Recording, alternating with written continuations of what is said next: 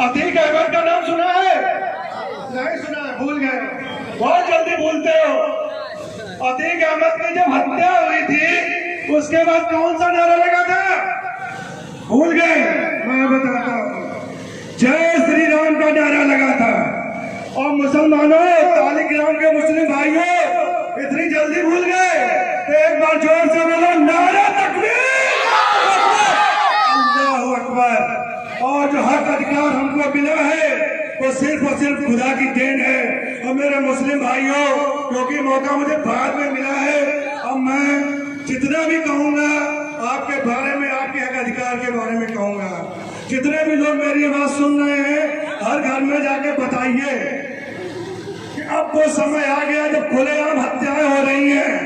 मुसलमान जहाँ पे खां लिखा है, हत्या की जा रही है। और कैसे हत्या की जा रही? पुलिस प्रशासन के सामने हत्या की जा रही है, मीडिया के सामने हत्या की जा रही है। अब तुम्हारे पास है क्या? मुझे बता दो। तुम्हारे पास कुछ नहीं है। एक वोट का अधिकार है, वो भी सपा को दे देते हो, बसपा को दे देते हो, कुछ ऐसे खुदगर्ज लोग होंगे तो भाजपा को भी दे देते होंगे, और कुछ ऐसे हैं जो कांग्रेस को देते हो। अरे मेरे मुस्लिम भाइयों, जागो, कब तुम्हारी आंखें खुलेंगी? पता है तुम्हें उत्तर प्रदेश में कितने परसेंट हो तुम? 20%। कितने हो? और इतनी किसी कौम की तादाद नहीं है। चाहे यादव उठा लो, चाहे दलित उठा लो, चाहे ब्राह्मण उठा लो, चाहे बनिया उठा लो, चाहे ठाकुर उठा लो। और मजे की बात मैं आपको बता देता हूँ कि पूरे भारत में 15% ब्राह्मण, ठाकुर, बनिया कितने हैं? सिर्फ और 15%। और तुम कितने हो पूरे भारत में? 33%। कितने हो? अरे कुछ पढ़े लिखे हो गए, उनको समझ में आ रही है? मेरी आवाज पहले सुनाई दे रही है? इतने हाथ उठा के बताइए कि मेरी आवाज सुनाई दे रही है। जो पीछे बैठे हैं सुनाई दे रही है? तो पूरे भारत में कितने हो? 33%। कितने सांसद हैं भारत में? तो इम्तियाज अली और असदुद्दीन ओवैसी। अब मुझे ये बताओ कि तुम्हारे दिमाग को हो क्या गया है? 33% होने के बाद भी विधायक नहीं है, सांसद नहीं है। और उत्तर प्रदेश में कितने परसेंट तो पता है आपको? 20%। और 20% होने के बावजूद तुम्हारे विधायक कितने हैं? 0। सांसद कितने हैं? 0। थोड़ा शर्म आती है कि नहीं आती है यार कि 20% होके खुले यार हमारे मुस्लिम भाई को गोली मार दी थी, हत्या कर दी जाती है, और जय श्री राम का नारे लगते हैं, और तुम लोगों का खून का खोलेगा। अब समझ आ गया है कि अपना खान भाईजान सलमान खान जो मैदान में खड़ा हुआ है, अगर वोट नहीं दे सकते तो उसको मजबूत करो। चुनाव निशान पता क्या है तुम्हारा? पतंग। पतंग जो आसमान में सबसे ऊपर उड़ती है। मेरे मुस्लिम भाइयों, तालिग्राम के भाइयों, जाग जाओ। अब पतंग ही तुम्हारा सहारा है। 3 तलाक पे बात की जाए तो कौन बोलेगा? ओवैसी जी बोलेंगे। एनआरसी के बारे में कौन बोलेगा? ओवैसी जी बोलेंगे। अतीक अहमद की हत्या की जाती है तो कौन बोलेगा? ओवैसी जी बोलेंगे। बिल्किस बानो भूल जाते हो तुम लोग, मैं बता देता हूँ। बिल्किस बानो को जानते हो नहीं जानते हो? 5.5 महीने की गर्भवती महिला थी। कितने महीने की? 5.5 महीने की महिला की गर्भवती महिला थी। क्या हुआ था उसके साथ? भूल गए? क्योंकि वो गुजरात की बेटी थी ना। उत्तर प्रदेश की बेटी होती तो शायद कुछ दर्द होता सीने में। कब जागोगे? 5.5 महीने की महिला गर्भवती महिला थी। क्या हुआ था उसके साथ? अत्याचार हुआ, शोषण हुआ, रेप हुआ। और उसका शोषण किया, उसको क्या किया? बीजेपी गवर्नमेंट ने छोड़ दिया। छोड़ क्यों दिया पता है तुम्हें? क्योंकि तुम्हें अपने वोट का अधिकार ही नहीं मालूम है। तुमने जिंदगी भर, जब से बाबा साहब भीमराव अम्बेडकर ने वोट का अधिकार दिया, तब से किया क्या? कभी कांग्रेस के विधायक सांसद बनाए, कभी सपा के बनाए, कभी बसपा के बनाए।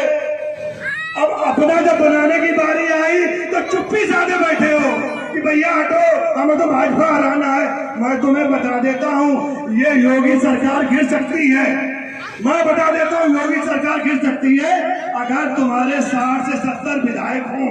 पर तुम कितने 110 विधानसभा में मुस्लिम बहुल क्षेत्र है पूरे उत्तर प्रदेश में, शायद तालिग्राम वाले लोगों को नहीं पता होगा, मैं आज बता रहा हूँ।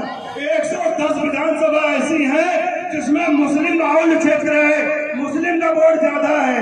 पर मुस्लिम क्या करता है कि भैया हमें तो भाजपा को हराना है, सपा का विधायक बनाना है। अब जब सपा का विधायक बनाओगे, गोली पड़ेगी जब अतीक अहमद पे, तो एक सपा का विधायक नहीं बोला, यहाँ तक कि अखिलेश यादव भी नहीं बोले।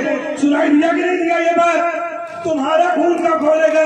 अब जब 11 तारीख को वोट पड़ने की बारी आएगी तब पगले ताकोगे कि यार ऐसा करो यार, सपा वाला भारी पड़ रहा है, सपा को वोट दे दो, बसपा वाला पड़ रहा है, बसपा को दे दो, कांग्रेस वाले को दे दो। अरे जब तुम्हारी खुद की पार्टी है, खुद का नेता है, तुम्हारे हक अधिकार की बात करता है, वोट तुम दूसरा दे तो फिर उम्मीद करते हो कि वो हमारे हक अधिकार की बात करे। ऐसा हिंदुस्तान में कभी हुआ न होगा। इसलिए मैं कहता हूँ अपनी क़यादत मजबूत करो। और आने वाले समय में इतना अच्छा नाम है सलमान खान। सलमान खान की पिक्चरें देखते हो? देखते हो? अरे जब इतना अच्छा नाम है सलमान भाई, तो सलमान भाई को मजबूत तो करो यार। मैं अकेला हूँ कन्नौज विधानसभा में। इस बार 2022 का चुनाव लड़ा था, पता कितना वोट आया था? 5000 वोट आया था। ये ताकत है मजलिस की। पर तुम लोग क्या करते हो? सिर्फ हराने जिताने के लिए मजबूत कर दो। एक बार अपने गिरेबा पे जाके तो देखो घर कर क्या रहे हैं। कब तक हराने जिताने के लिए वोट करते रहोगे?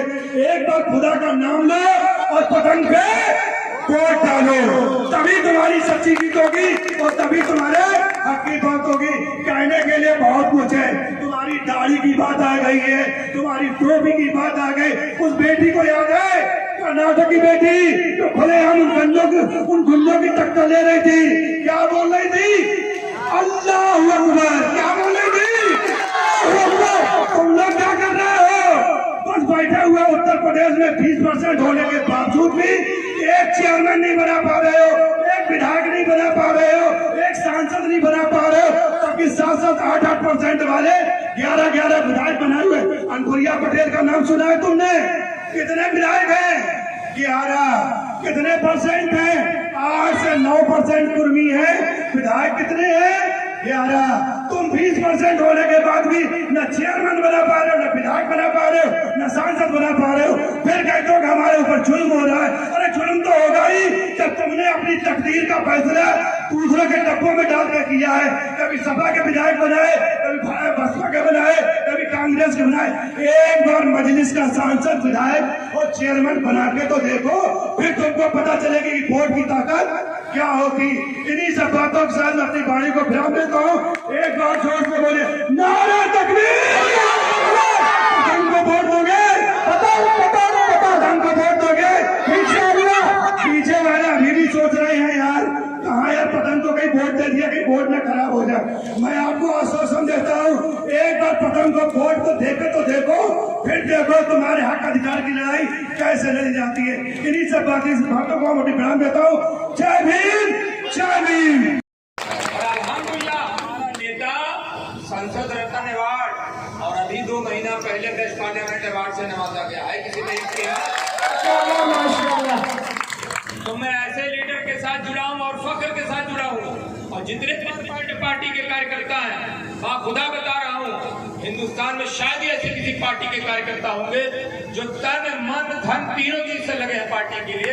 बाकी लोगों में लोग न जाने कितने फायदे और मतलब। एक लौती ऐसी पार्टी है जो बिना मतलब और मुखलिस तरीके से लगी हुई। तो ऐसे पार्टी का साथ दीजिए।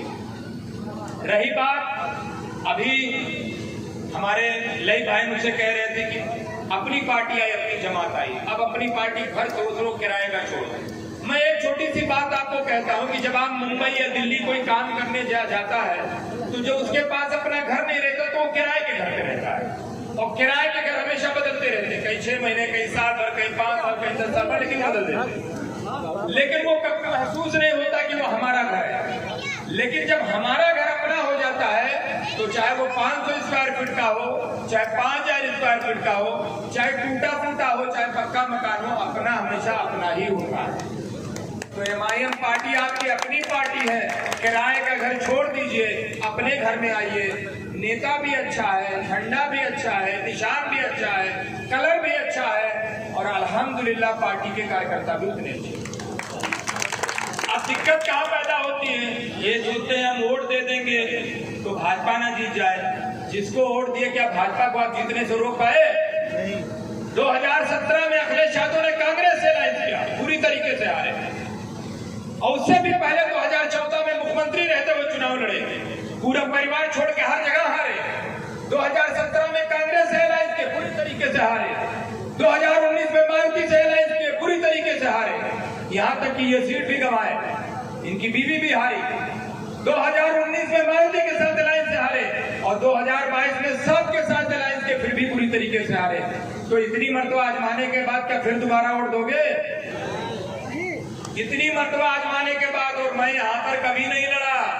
ये मत कहना कि मेरी वजह से कोई जीतता है, मैं पहली बार लड़ा हूँ। और सलमान भाई आपके बगल में खड़े हैं, अल्लाह ने चाहा तो पहली ही बार पे चौका मारेंगे इंशाअल्लाह। और जिस दिन आप चौका मारेंगे तो मेरा नेता छक्का मारेगा इंशाअल्लाह। आप एक बार चेयरमैनी जिताइए विधानसभा को, ऐसे इंशाअल्लाह ले लेंगे। सिर्फ एक यकीन होना चाहिए, एतमाद होना चाहिए, भरोसा होना चाहिए। जैसे मैं लखनऊ से चल के आऊँ तो मुझे भरोसा था कि इंशाअल्लाह अल्लाह हमें खुशी खुशी यहाँ पहुँचा देगा, वैसे आप भरोसा रख के वोट दीजिए कि अल्लाह ने चाहा तो सलमान भाई भी कामयाब होंगे बेशक इंशाअल्लाह। तो ये चीज होनी चाहिए। वक्त बहुत कम है, मैं बहुत ज्यादा वक्त नहीं ले सकता क्योंकि हम लोग को बहुत दूर जाना है, लंबा सफर है, प्रोग्राम करना है। छोटी सी एक बात कहकर मैं अपनी बात को खत्म करता हूँ। मेरे भाई, जो आज आप मारे जा रहे हो, जो आपका नुकसान हो रहा है, उसकी सबसे बड़ी वजह यही है कि आपने कभी अपने लीडर, अपना झंडा, अपना निशान नहीं चुना। आपने जब सपा ने आपको नुकसान पहुंचाया तो बसपा चुना, बसपा ने नुकसान पहुंचाया तो कांग्रेस को चुना, कांग्रेस ने नुकसान पहुंचाया तो सपा का चुना। इसी में आप फुटबॉल बनते रह गए। छोड़ दीजिए इन लोगों का साथ, मजलिस का साथ दीजिए। ऐसा नेता है जो आजादी के बाद पहली बार ऐसा नेता है जो उसके साथ साथ चलने में आपको फख्र महसूस होता है। साथ ही साथ नेता ऐसा है जो आपको कंधा भी दे सकता है, आपकी इमामत भी कर सकता है, आपके लिए दुआएं भी कर सकता है। मुलायम, मायावती और अखिलेश और राहुल गांधी में वो ताकत नहीं ना, वो तासीर है जो मेरे नेता में है। और मेरे नेता इतना बेहतरीन किसी भी मामले में, किसी भी शोबे में, चाहे वो सियासत में ले लीजिए, खूबसूरती में ले लीजिए, पढ़ाई लिखाई में ले लीजिए, हाइट पर्सनालिटी में ले लीजिए, और बेबाकी के साथ आपके बात सड़क से संसद तक बोलने में भी ले लीजिए, किसी में कोई मुकाबला नहीं है। तो ऐसा नेता बार बार आपके बीच में नहीं आता है। किसी के बहकाव में मत आइए। अपना निशान, अपना झंडा, अपना डंडा चुनिए। नेता ऐसे आए, साफ बोलता है मेरा नेता, यार मैं सर पे कफन बांध के चलता हूँ, मेरी आवाज सिर्फ एक ही चीज रोक सकती है, वो मौत। बाकी कोई दूसरा मेरी आवाज सफा बस्ता करने की आज के दौर में किसी की हिम्मत है जो योगी आदित्यनाथ और मोदी के खिलाफ बोल दे? मेरा नेता बोलता है बाकी के साथ। बाकी लोग तो चूहे की तरह बिल में घुस जाते हैं। चुप रहो, मत बोलो। चुप रहने से हालात नहीं बदलते। हालात बदलने के लिए लड़ना पड़ता है, और लड़ने के लिए जमहूरी अंदाज से लड़िए। अपना निशान, अपना वोट, अपना डंडा, अपना झंडा, अपना नेता चुनिए, तब कामयाब होंगे। आपके बीच में आपका भाई है सलमान, उनको वोट दीजिए। निशान आपका पतंग है, बेहतरीन निशान है, और ऐसा निशान जो हिंदुस्तान में किसी के पास नहीं है, सिर्फ हमारे पास है। उम्मीद है इंशाअल्लाह आप लोग मेरी बातों को समझेंगे, गौर करेंगे। वक्त बहुत अच्छा है, एकजुट होकर अगर आप वोट डालेंगे, कोई माई का लाल आपको नहीं हरा सकता। बिखर जाएंगे, दूसरा कामयाब होगा, मुत्तहिद होंगे तो अल्लाह की तरफ से नुसरत, अल्लाह की तरफ से भी अल्लाह ने चाहा तो आपके भी लिए कोई ना कोई जरिया बनेगा, और इंशाअल्लाह कामयाबी मिलेगी, और इंशाअल्लाह अच्छे वोटों से मिलेगी। बहुत बहुत शुक्रिया। अस्सलाम वालेकुम।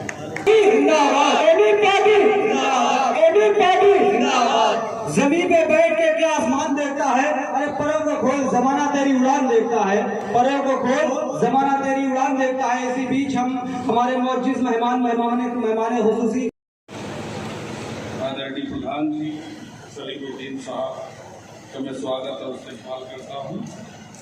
हमारे बीच में तारिक सिद्दीकी साहब, इशरत खान साहब, इमरान खान साहब हमारे बीच में हैं, तनवीर वापसी साहब हमारे बीच में हैं, वसीम ओवैसी साहब हमारे बीच में हैं, आसिफ खान साहब हमारे बीच में हैं, तौहीद साहब, अकलीम अहमद साहब हमारे बीच में हैं, वसीउल्लाह पहलवान साहब हमारे बीच में हैं, अशफाक खान साहब हमारे बीच में हैं, आसिफ खान साहब हमारे बीच में हैं, अंसारी साहब हमारे बीच में हैं, राकेश दिवाकर साहब का मैं स्वागत इस्तेमाल करता हूँ। गोविंद वाल्मीकि जी हमारे बीच में हैं, हमारे बीच में सुनील दिवाकर साहब भी हैं, और लखनऊ से चल करके हमारे बीच में मोहम्मद सलमान साहब प्रदेश महासचिव, मोहम्मद डॉक्टर लईस हसन साहब और मोहम्मद फारूक साहब हमारे बीच में आए हैं। इन सभी का मैं स्वागत और इस्तेमाल करता हूँ। आपके बीच में तालग्राम नगर पंचायत से अध्यक्ष पद के प्रत्याशी सलमान खान साहब का भी मैं स्वागत और इस्तेमाल करता हूँ। इस तालग्राम की जनसभा में आए हुए सभी बुजुर्गों, माताओं, बहनों, युवाओं और प्यारे छोटे बच्चों को तहे दिल से स्वागत करता हूं और सभी लोगों को अस्सलाम वालेकुम, जय भीम पेश करता हूं। अब ये चुनावी समर शुरू हो चुका है और आने वाली 11 तारीख को आपको उस निशान को चुनना है जिस निशान को पाने के लिए आपने 75 साल गवा दिए।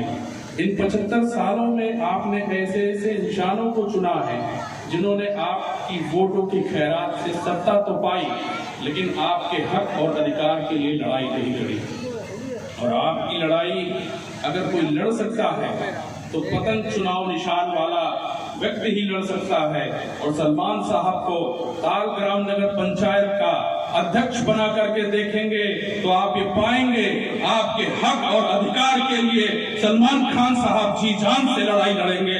आपको जिता करके सलमान खान साहब को नगर पंचायत का अध्यक्ष पद बनाना है। लेकिन बनाना क्यों है, ये विषय सबसे महत्वपूर्ण है।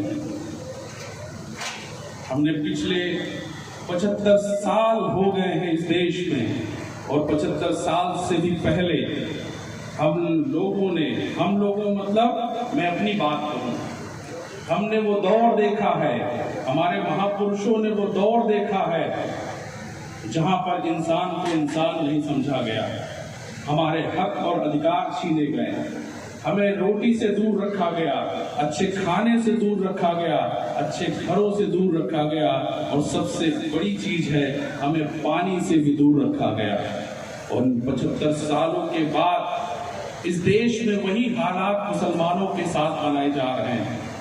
और आप दोनों चीजों को अगर एक साथ लेकर के चलते हैं तो हमने जो आज ये दर्द सह रहे हैं, ये अत्याचार जो हम सह रहे हैं, ये जो जुल्म और जातियां सह रहे हैं, उसको हम सदियों से सहते हुए आए हैं।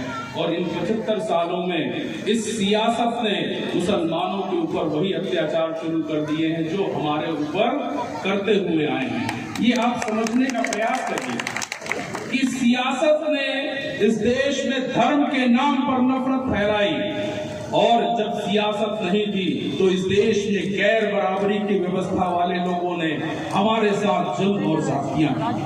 आज हम दोनों एक ही पायदान पर हैं।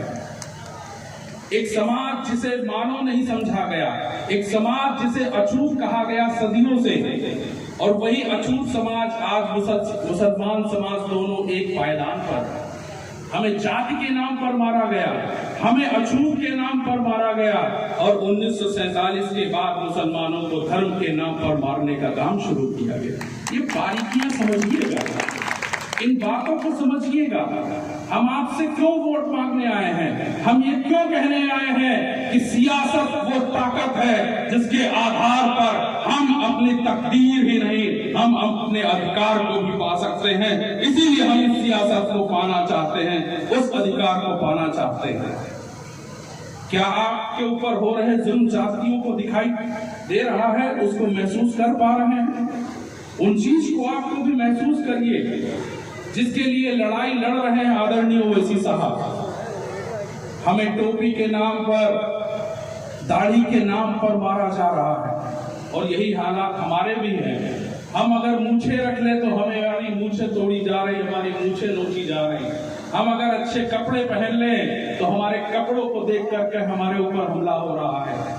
अगर हम अच्छे घरों में रहें तो हमारे घरों के नाम पर हम पर हमला हो रहा है। मुसलमानों के साथ भी वही अत्याचार है। गाय के नाम पर, अजान के नाम पर, हलाल के नाम पर जो हत्याएं हो रही हैं इस देश में पहले 1947 से पहले कभी नहीं हुई।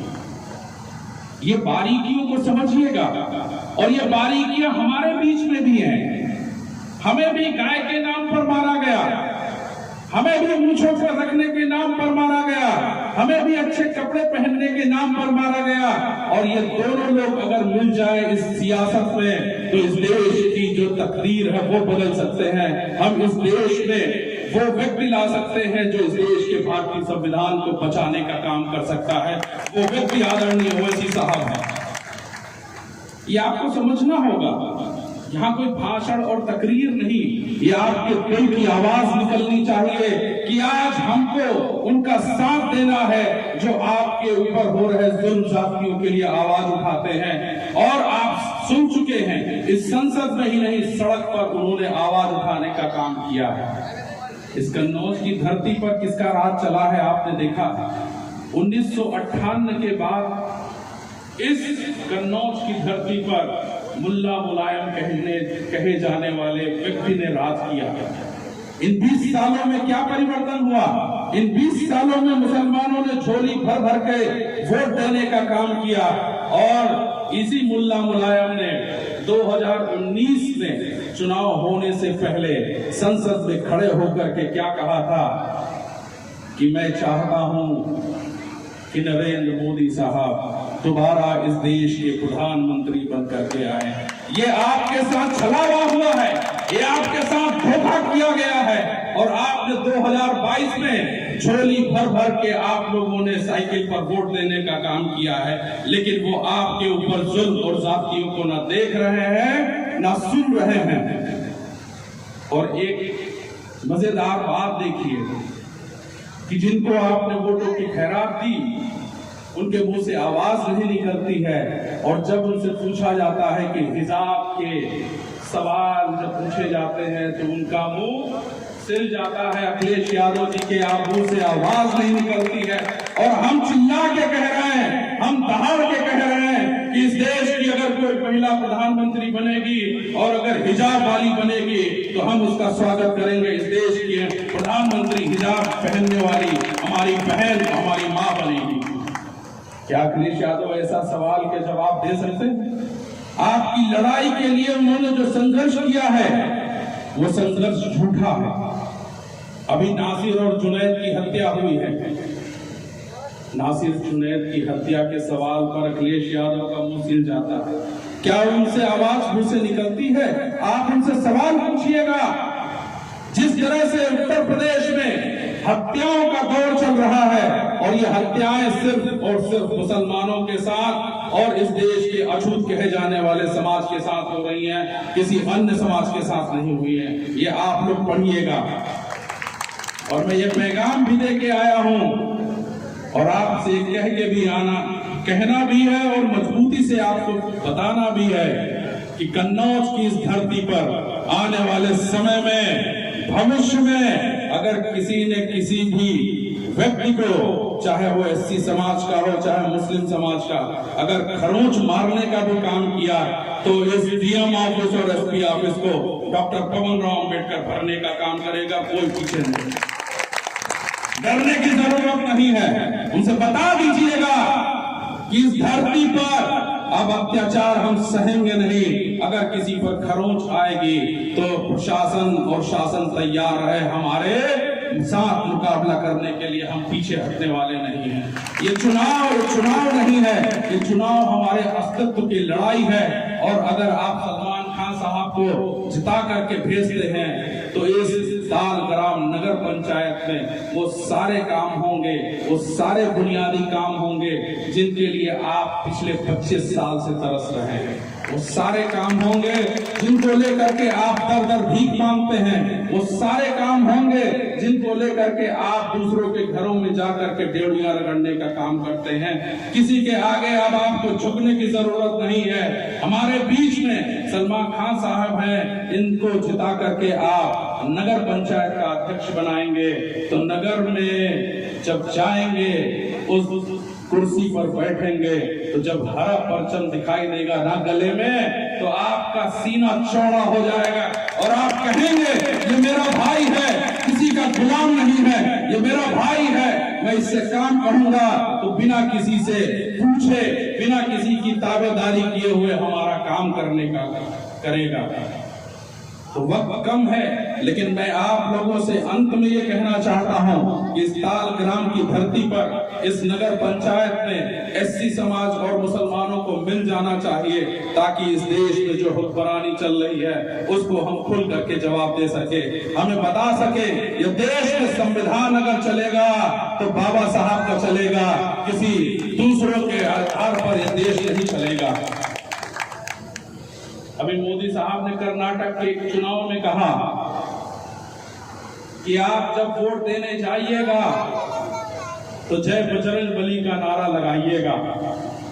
हम आपके बीच में कहने आए हैं कि आप जब 11 तारीख को वोट देंगे तो कहिएगा जय भारत, जय संविधान, और इस देश के हम नागरिक हैं, उस देश में हम अपना अधिकार मांगेंगे। हम धर्म की रोटी नहीं खाते हैं, इस देश में संविधान की रोटी, संविधान के बनाए हुए अधिकार के आधार पर हम चलेंगे और उसके ही आधार पर इस देश को चलाने का काम करेंगे।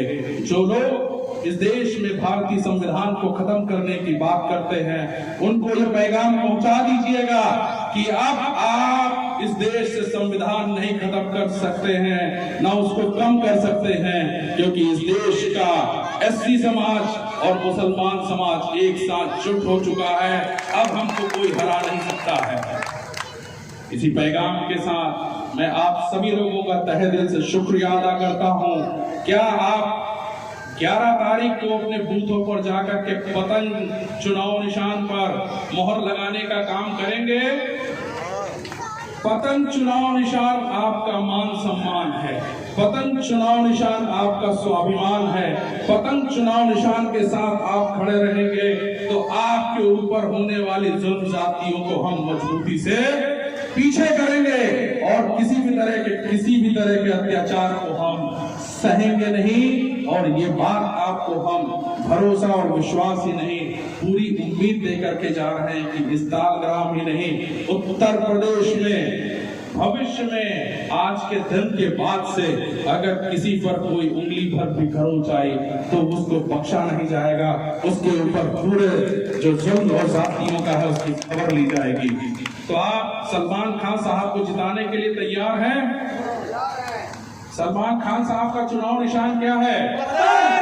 पतंग पतंग पतंग। तो पतंग उड़ाने का काम करेंगे और इस तालग्राम में हर एक परचम को लहराने का काम करेंगे। मेरे साथ आप लोग पतंग चुनाव निशान पर जिंदाबाद, आदरणीय असदुद्दीन ओवैसी साहब जिंदाबाद के नारे लगाइए। आप नहीं देते, आप दावा लेने जाते हैं, ये क्या आपको यकीन है कि फायदा हो जाएगा? वो नीचे उतरते वक्त पूछती अल्लाह शिफा दूं या ना दूं? इतना भरोसा है ना? तो बस इतनी सी बात कहने आया हूँ, आपको अपनी जमात को मजबूत करना है। एक और बता दे रहा हूँ, मुफक्किर इस्लाम हज़रत मौलाना अली मियां साहब रहमतुल्लाह अलैह, उनका कहना था आप जज बना लीजिए, डॉक्टर बना लीजिए, इंजीनियर बना लीजिए, IAS बना लीजिए, PCS बना लीजिए, अगर आप में सियासी शऊर नहीं है तो आपकी मसाजिदों मदारिसों पे ताले लगा दिए जाएंगे। क्या ताले लगे? ताले लगे नहीं लगे? याद है ना?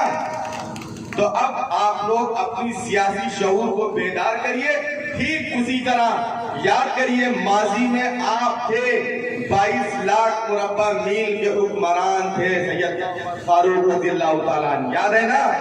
उसी नस्ल से आप हैं। अपनी सियासी शऊर को मजबूत कर दीजिए, इंशाअल्लाह एक बार फिर से तारीख बदल जाएगी। बदलेगी ना भाई?